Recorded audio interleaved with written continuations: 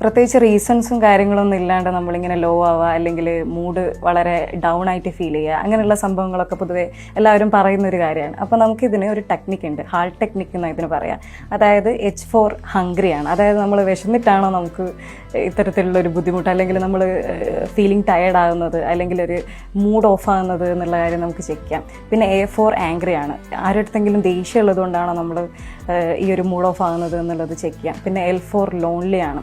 Lonely എന്ന് പറയുമ്പോൾ നമുക്ക് ഓപ്പൺ ആയിട്ടൊരു സ്പേസ് ഇല്ല സംസാരിക്കാൻ, അല്ലെങ്കിൽ ഒരാളടുത്ത് തുറന്നു പറയാനോ, അല്ലെങ്കിൽ നമ്മൾ ഐസൊലേറ്റഡ് ആയിട്ട് നിൽക്കുന്നത് കൊണ്ടാണോ നമുക്ക് ഈ ഒരു ഫീലിംഗ് ഉണ്ടാകുന്നതെന്നും നമുക്ക് ചെക്ക് ചെയ്യാം. പിന്നെ T4 ടയേർഡാണ്. നമ്മൾ മെൻ്റലി, ഫിസിക്കലി, ഇമോഷണലി ഏതെങ്കിലും കാരണത്താൽ നമ്മൾ ടയേർഡാണോ എന്നുള്ളതും കൂടെ ചെക്ക് ചെയ്യുക. ഈ ഒരു ചെക്കിങ് ടെക്നിക്സ് നമ്മൾ ചെക്ക് ചെയ്യുമ്പോഴത്തേക്കും ഇതൊരു നീഡ്സാണ്. അപ്പോൾ ഈ നീഡ്സ് സാറ്റിസ്ഫൈ ചെയ്തിട്ടില്ലെങ്കിൽ ഈ പറഞ്ഞ പോലെ ബുദ്ധിമുട്ടുകളുണ്ടാവും, നമ്മൾ ഫീലിംഗ് ലോ ആവും. അപ്പോൾ ഇത് ചെക്ക് ചെയ്ത് കഴിഞ്ഞാൽ നമുക്ക് റീസൺസ് കിട്ടും. റീസൺസ് കിട്ടിക്കഴിഞ്ഞാൽ പിന്നെ അതേ രീതിയിൽ നമുക്ക് പ്രോപ്പറായിട്ട് എന്ത് ചെയ്താലാണ് നമുക്കിത് മാറ്റാൻ പറ്റുക എന്നുള്ളത് നമുക്ക് കണ്ടെത്താൻ പറ്റും.